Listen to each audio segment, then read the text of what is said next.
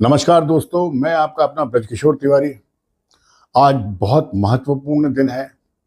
आज तारीख है 24 जून 2025। आज से ठीक 461 साल पहले यानी 24 जून 1564 को हमने देश की एक वीरांगना को खो दिया था, जिनका नाम रानी दुर्गावती है। रानी दुर्गावती गढ़मंडला की रानी थी। उनके अंडर में 70,000 गांव आते थे और उनका जो राज्य था वो उत्तर प्रदेश, मध्य प्रदेश और छत्तीसगढ़ तक फैला हुआ था। आखिर ये रानी का जीवन कैसा था, कैसे इन्होंने संघर्ष किया, कैसे देश के बारे में लड़ाइयाँ की, किस तरीके से इन्होंने अपने जीवन को समर्पित किया लड़ते हुए, इस वीडियो में मैं आपको यही बताना चाहता हूँ। कई मामले में रानी दुर्गावती रानी लक्ष्मीबाई से डेवड़ी दिखाई देती हैं। अब आप कहेंगे ये कैसे? तो जब तक आप उनके इतिहास को नहीं जानेंगे, उनके जीवन परिचय को नहीं जानेंगे, तो आप उनके बारे में संपूर्ण जानकारी नहीं पा सकते। रानी दुर्गावती जी के पिता का नाम था राजा कीर्तिदेव। ये कलिंजर के राजा थे, जो वर्तमान समय में बांदा जिला कहलाता है। ये चंद्रवंशी राजपूत ठाकुर राजा थे। इनके यहाँ 5 अक्टूबर 1524 को रानी दुर्गावती ने जन्म लिया। इनका दुर्गावती नाम इसलिए पड़ा क्योंकि उस दिन दुर्गा अष्टमी थी। चूंकि दुर्गा अष्टमी के दिन इनका जन्म हुआ, तो माता पिता ने नाम इनका दुर्गावती रख दिया। दुर्गावती जब बड़ी हुई, तकरीबन 18 साल की, तो माता पिता को उनकी शादी की चिंता होने लगी। पर सौभाग्य या दुर्भाग्य ये कहें कि तब तक हिंदुस्तान में मुगलों ने अपने पैर पसारना शुरू कर दिए थे। अधिकतर जो चंद्रवंशी और सूर्यवंशी राजा थे, वो मुगलों से हार मान चुके थे, शरणागत हो चुके थे। अब जो रानी दुर्गावती के पिता थे, वो चारों तरफ अपनी बच्ची के लिए रिश्ता खोज रहे थे। बच्ची 18 साल की हो चुकी थी, पर उनको कोई भी ऐसा राजा नजर नहीं आ रहा था। जिन्होंने मैंने सरेंडर नहीं किया था, वो बूढ़े हो चले थे या उनकी 3-4 शादियां पहले ही हो गई थी। वो अपनी बेटी के लिए एक बहुत ही योग्य वर खोजना चाहते थे। दुर्गावती की शादी के लिए उनके पिता कीर्तिदेव काफी परेशान थे। उन्होंने चारों तरफ देख लिया, जब कहीं भी अच्छा रिश्ता नहीं मिला तो उन्होंने सारी बात ईश्वर पे छोड़ दी। इसी बीच 18 साल की जो उम्र रानी दुर्गावती ने प्राप्त की, चूंकि उनका कोई भाई नहीं था, उनके पिता का कोई बेटा नहीं था, वो इकलौती संतान थी, इसलिए उन्होंने सारी शस्त्र और शास्त्र की शिक्षाएं ग्रहण की। 18 साल की उम्र में वो हर तरीके के हथियार चलाना जानती थी, हर तरीके की युद्ध कौशल में पारंगत थी। बस एक ही बात थी कि वो लड़की थी, लड़का नहीं। अब उनको यही गम सता रहा था कीर्तिदेव को कि आखिर भाई इस बच्ची की शादी कहाँ कराएं, जिससे कि हमारा राज्य भी सुरक्षित हो जाए। जिस तरीके से मुगल बढ़ रहे थे, तो वो परेशान थे। इसी बीच रानी दुर्गावती की जो सहेली थी रामचेरी, उन्होंने रानी दुर्गावती को बताया कि थोड़ी दूर पे मनियागढ़ के किले के पास एक देवी का मंदिर है, वहां पूजा अर्चना करने से मनोकामना पूरी होती है, क्या अपन चलें? रानी दुर्गावती ने अपने पिता से परमिशन ली और अपनी सहेली और कुछ सिपाहियों के साथ वो एक साधारण वेशभूषा में मनियागढ़ के लिए निकल गई, जो कि उत्तर प्रदेश की बॉर्डर में पड़ता था। वो वहां पहुंची, उन्होंने अपना जंगल के बाहर एक कैंप लगाया और आराम करने लगी। सुबह उठा तो वो दुर्गा माँ के दर्शन के लिए निकल रही थी। उसी बीच उन्होंने देखा कि सामने से कुछ लोग भागते हुए आ रहे हैं। पता चला साहब कि एक बहुत ही नरभक्षी शेर उन लोगों का पीछा कर रहा है। रानी दुर्गावती की सहेली घबरा गई, उसके साथ के सिपाही भी घबरा गए। पर रानी दुर्गावती ने कहा कि जब तक मैं हूं और मेरे हाथ में ये धनुष बाण है, आपको चिंता करने की जरूरत नहीं। शेर सामने से भागे आ रहा था, उसके पीछे कई लोग दौड़ के आ रहे थे शेर को मारने, पर शेर को कवर नहीं कर पा रहे थे। शेर ने ज्यों ही रानी दुर्गावती पे हमला किया, रानी दुर्गावती ने अपने एक तीर से ही उसका काम तमाम कर दिया। ये देखते हुए जो कि शेर के पीछे आ रहे थे कुछ लोग, उन्होंने देखा तो उन्हें ताज्जुब हुआ। उस पूरे ग्रुप के एक नौजवान युवक जो कि उसको लीड कर रहा था, वो सामने आया और उसने पूछा कि देवी आप कौन हैं? मैं शेर को मारने ही वाला था, उसके पहले ही आपने अपने बाण से इसे मृत्यु लोक पहुंचा दिया। आखिर इतनी दिलेर, इतनी कम उम्र में इतनी खूबसूरत, आप कोई रानी से कम नहीं लगती है। ये अपनी पहचान छुपा रही थी, तो रानी ने कहा कि पहले आप अपना परिचय दें। तो उन्होंने कहा कि मैं ये जो हमारा गौड़ वंश है इसका सेवक हूं। रानी बोली, सेवक और नेतृत्व कर रहे? बोले, हाँ, लोग मुझे यहाँ का राजा कहते हैं, पर मैं अपने आप को यहाँ का सेवक मानता हूं। ये वही डायलॉग आ रहा है जो मोदी जी आजकल अपने देशवासियों से कहते हैं कि मैं प्रथम सेवक हूं। इसी तरीके से जब नाम पूछा गया तो उन्होंने बोला, मेरा नाम दलपत शाह है। दलपत शाह कछवाहा जाति के थे, गौड़, तो उनका पूरा नाम था दलपत शाह कछवाहा। रानी दुर्गावती एक सांवले से लड़के को पर हष्टपुष्ट और इतना दिलेर और इतना विनम्र देख के थोड़ा इम्प्रेस तो हुई, पर उन्हें बड़ा अजीब सा लगा क्योंकि ये बहुत खूबसूरत थे। वे ठकुराइन थी, बहुत ही पारंगत, और राजवंश में जन्म लिया, वहीं पर लालन पालन हुआ। ये सब सोचते हुए वापस अपने कैंप में आ गई। जब कैंप में आई तो इनकी सहेली थी जो रामचेरी, उसने इनसे मजाक में पूछा कि भाई वो काला वाला लड़का कैसा लगा। दुर्गावती थोड़ी सी भड़क गई, पर उन्होंने कहा कि ये है कौन। तो रामचेरी ने कहा कि मैंने पता कर लिया, वो गोंडवाना के राजकुमार हैं और अविवाहित है। तो उन्होंने कहा कि ये कैसे पॉसिबल है, क्योंकि हम तो क्षत्रिय राजपूत हैं और ये गौड़ हैं, ये हमसे जात में नीचे हैं। रात भर इनमें बातें होती रही और इन्होंने दूसरे ने मनियागढ़ में माँ दुर्गा के दर्शन किए, वापस चली गई। पर किसी न किसी बहाने से अब ये मनियागढ़ आने लगी और यहां से जो दलपत शाह है वो भी आने लगे और इनकी मुलाकातें बढ़ने लगी। जब दोनों ने एक दूसरे के बारे में जान लिया तो दुर्गावती ने अंदर ही अंदर एक कठोर डिसीजन लिया कि चाहे मैं छत्राणी हूं, पर अपने देश, अपने देशवासियों की रक्षा के लिए मैं उनको एक कुशल राजा और दिलेर राजा देना चाहती हूं। और आसपास अभी क्षत्रियों में मुझे ऐसा कुछ नहीं दिख रहा। तो रानी दुर्गावती ने आज से 500 साल, लगभग 500 साल पहले अंतर जातीय विवाह करने की ठानी। रानी दुर्गावती ने अपने पिता को अपनी शादी के लिए परेशान देखते हुए उन तक अपनी सहेली और खास लोगों से संदेश भिजवाया कि वो अपने विवाह के बारे में बात करना चाहती है। पिता को बहुत अजीब लगा, पर जब पिता ने उनसे बात की तो पता चला कि वो देश हित में, राष्ट्र हित में कुछ अच्छा निर्णय लेने वाली है। हाँ, समाज के कुछ नियम जरूर टूटेंगे। 500 साल पहले कोई कल्पना भी नहीं कर सकता कि छत्राणी एक गौड़ व्यक्ति से शादी करेगी। फिर जो उनके पिता थे कीर्तिदेव ने, उन्होंने जब पता किया दलपत शाह के बारे में तो पता चला कि बहुत बड़े साम्राज्य के राजकुमार हैं और बहुत ही स्ट्रॉन्ग पर्सनालिटी के हैं और राजस्व उनको कूट कूट के विरासत में मिला है। तो उन्होंने एक तरह से हाँ कर दी, पर यह कहा कि मेरी खुली अनुमति तुम्हें नहीं रहेगी, बाकी तुम जानो। रानी दुर्गावती ने एक बहुत ही अच्छा रास्ता निकाला कि आप ये बोल सकते हैं कि उन्होंने इस तरीके से पिता को समझाया कि आप जनता को ये बोल सकते हैं कि मैंने पिता की बात नहीं मानी और मन मर्जी से प्रेम विवाह कर लिया। और इसी तरह जब योजना बनी तो 1542 को उन्होंने दलपत शाह से गुपचुप तरीके से विवाह कर लिया। अब दलपत शाह अपने कीर्तिदेव के पास आए, उन्हें मान मनौवल की, और चूंकि इनको मानना था तो ये मान गए। और इस तरीके से जनता को ये पता चला कि हमारी रानी ने एक गौड़ राजा से शादी कर ली। अब दलपत शाह के ऊपर पूरा जिम्मा आ गया था कि पूरे जो इनका चंद्रवंशी राज्य था और उनका खुद का जो गौड़ घराना था, इस सारी माने संपत्ति, सारे राज्य की रक्षा करना है और उसको निर्देशित भी करना है। रानी दुर्गावती की सलाह से दलपत शाह ने इस बहुत बड़े साम्राज्य को चलाना शुरू कर दिया, जिसमें उत्तर प्रदेश, मध्य प्रदेश वर्तमान समय का और छत्तीसगढ़ तक, माने ये सागर, पन्ना, बांदा और ये जबलपुर, मंडला और आगे रायपुर, यहां तक उनका राज्य था। इसको वो देखने लगे।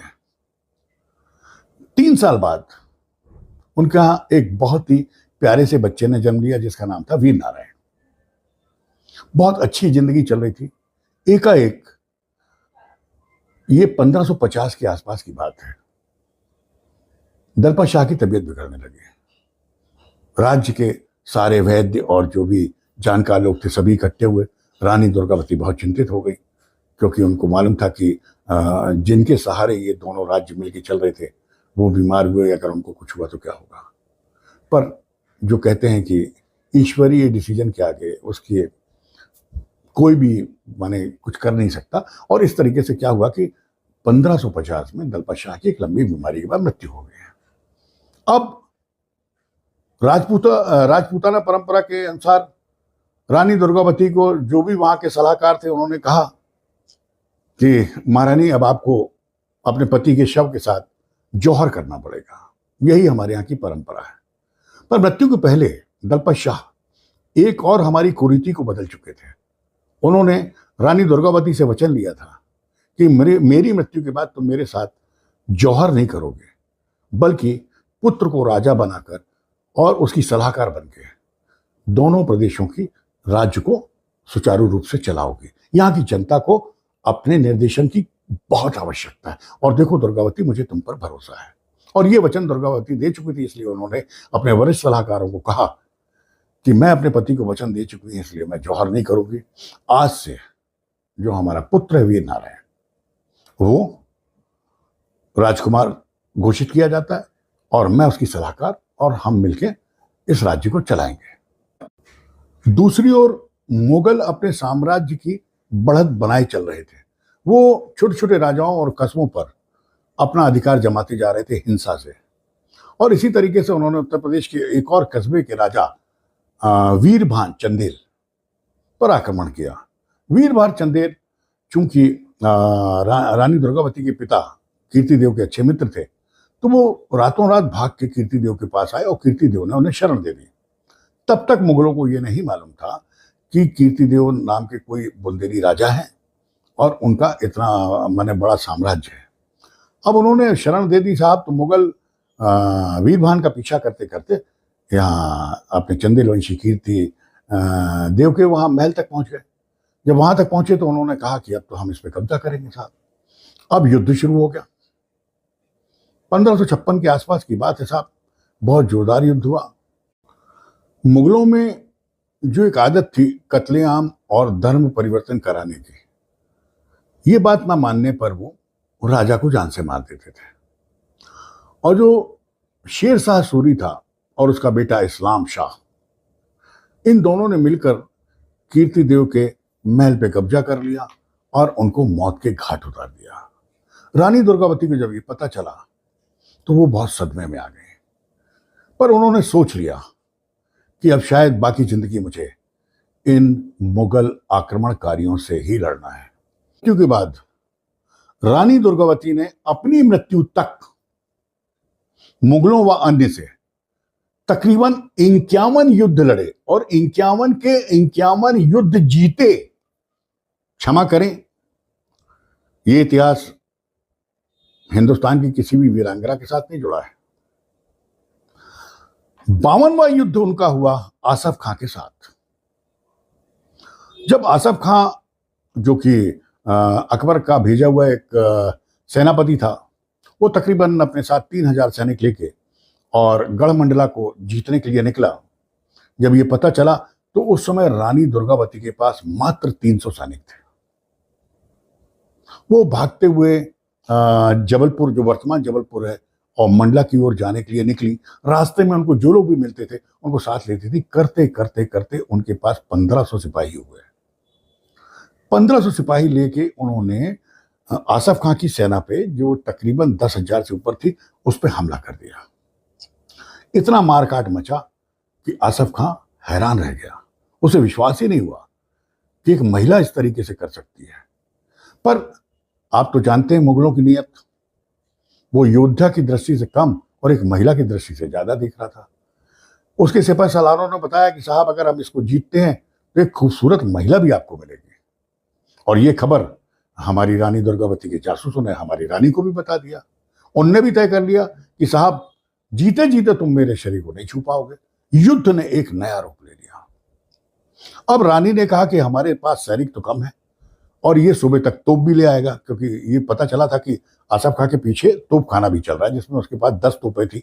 उसके बाद तो जीतना रानी के लिए बहुत ही मुश्किल हो जाता।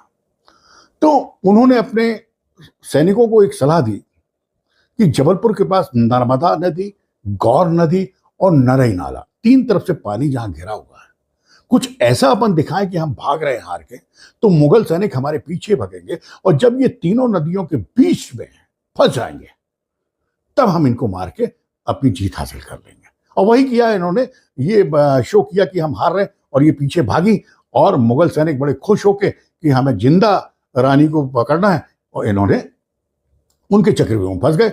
और नर्मदा नदी माने अभी का बरगी, नरई नाला और जो गौर नदी इस समय सूख गई है, जो उस समय उफान पर रहा करती थी, इन तीनों पानी के स्रोतों के बीच में मुगल सेना को घेर लिया।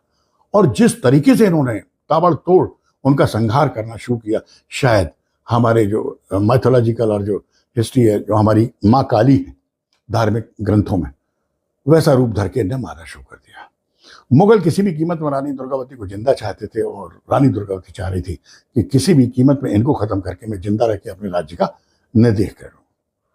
इसी बीच क्या होता है कि हाथी पे आगे रानी दुर्गावती बैठी है, पीछे उनका बेटा वीर बैठा है। वीर को 2 बाण लग जाते हैं। एक मां का हृदय वहां दुखी हो जाता है, पर वो वीर को उतार के अपने जो सिपा सलार उनको देती है और कहते हैं इसको ले जाके महल में इसकी चिकित्सा शुरू करो, और खुद लड़ना शुरू कर देती है। वो लड़ती रहती हैं। उनको ये था कि जो भी हमें ये दुश्मन की सेना को मारना, आज ही रात मारना। क्यों? क्योंकि कल सुबह अगर इन्होंने तोप लिया है तो फिर हमारा जीतना मुश्किल हो जाएगा। उसी बीच क्या हुआ कि दुश्मन का एक बाण रानी दुर्गावती की बाईं आंख में लग जाता है।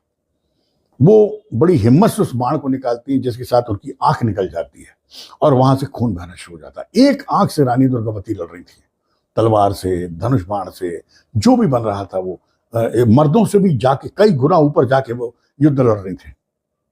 तभी उनको एक बाण और गले में लग जाता है।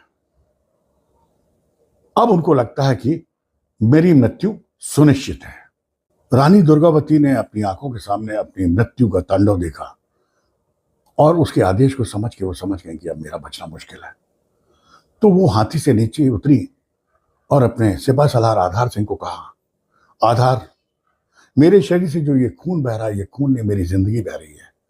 बहुत कम समय है मेरे पास, और मैं नहीं चाहती कि तुम्हारी रानी का शरीर इन कुत्तों के हाथ में पड़े, इसलिए प्लीज मुझे तुम अपनी पर्ची से मार डालो। आधार सिंह ने कहा कि मां, मुझसे ये नहीं हो पाएगा। जितनी बड़ी भी सजा देशद्रोह की दे दें, मुझसे नहीं होगा। फिर उन्होंने अपनी सहेली रामचेरी को कहा कि तू मुझे मौत के घाट उतार दे। वो भी नहीं मानी, कोई भी मानने को तैयार नहीं था। और वहां से मुगल बड़े आ रहे थे। वो नरई नाला के एक किनारे तक आ गए थे, और नरई नाले के दूसरे किनारे जहां मां की समाधि बनी है, वहां दुर्गावती थी। सिर्फ बीच में नाले का फर्क था। उनको मालूम था कि अगर ये नाला क्रॉस किया तो ये मुझे जिंदा पकड़ लेंगे। जब उन्होंने देखा कि कोई मुझे मारने को तैयार नहीं है, तो उन्होंने मुस्कुरा के सबकी ओर देखा और कहा, इन कुत्तों से लड़ते रहना, वीर नारायण तुम्हारे साथ है। मेरा पुत्र जब तक वो जिंदा रहेगा लड़ता रहेगा। इन्होंने मुस्कुरा के उनको देखा, जय मां भवानी बोला और पर्ची निकाल के अपनी छाती में हृदय के ऊपर घूम ली। क्षण भर नहीं लगा और रानी दुर्गावती ने अपनी जान दे दी। वहीं पर उनके धर्मगुरु थे, युद्ध में सभी चलते हैं, पंडित और ज्ञानी लोग, सभी ने उनको, उनके शव को वहां से उठाया और ले जाके मुगल यहां क्रॉस करें उसके पहले ही उनका अंतिम संस्कार कर दिया। हमारे देश के लिए 52 लड़ाइयां लड़ने वाले, अपनी जनता और अपने देश की रक्षा के लिए आज से 500 साल पहले अंतरजातीय विवाह करने वाली मर्दों की मर्द रानी दुर्गावती, जो हमारे बुंदेलखंड, गढ़मंडला, इन सब की शान है, उसको आज तक वो मंच नहीं मिला। ये कर्ज है हमारे ऊपर। ये हमारे देश का सौभाग्य है कि नरेंद्र मोदी जैसे हमारे प्रधानमंत्री हैं, जो अभी चंद दिनों पहले अक्टूबर में जब रानी दुर्गावती का जन्मदिन पड़ा, तब वो जबलपुर आए और उन्होंने 100 करोड़ रुपए की राशि रानी दुर्गावती की स्मृति के लिए घोषित किए। साथ ही जहां उनका एक छोटा सा महल है हमारे जबलपुर में जिसका नाम मदन महल है, उसके चारों ओर की तकरीबन 25 एकड़ जमीन जो अनाधिकृत रूप से लोगों ने कब्जा कर ली थी, खाली कराई और उसे स्मारक बनाने की घोषणा की है। ये जो लंबी कहानी मैंने आपको बताई ना, ये 10 मिनट में, वो इसलिए कि हमारे शहर के लोगों को ही ये नहीं मालूम कि रानी दुर्गावती का इतिहास क्या था। उनको ये मालूम है कि वो हमारी रानी थी, उसने खूब लड़ी मर्दानी जैसे, और ये हुआ वो हुआ, जब पैदा हुई और ये मर गई। हमारे यहाँ के जो नेता भी हैं वो उनके जन्म में उनको याद कर लेते हैं, मृत्यु पे। पर याद रखो, हर बुंदेलखंडी, हर बघेलखंडी और हर मंडला के गौणों पर रानी दुर्गावती का कर्ज है। जब तक हम उन्हें यथावत सम्मान जो उन्हें मिलना चाहिए नहीं दिलाते, तब तक हम उनके कर्जदार हैं।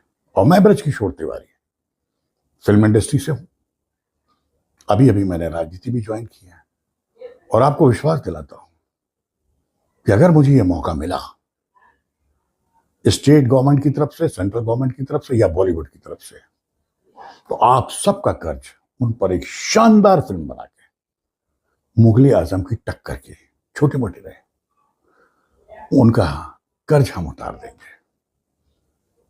ये कहानी हमारे देश के, हमारे सभी लोगों के बच्चों को मालूम होना चाहिए। इसलिए इस वीडियो को अधिक से अधिक अपने बच्चों को जरूर दिखाएं ताकि रानी दुर्गावती के इतिहास के बारे में पता चल सके। Thank you. जय भारत, जय गौंडवाना।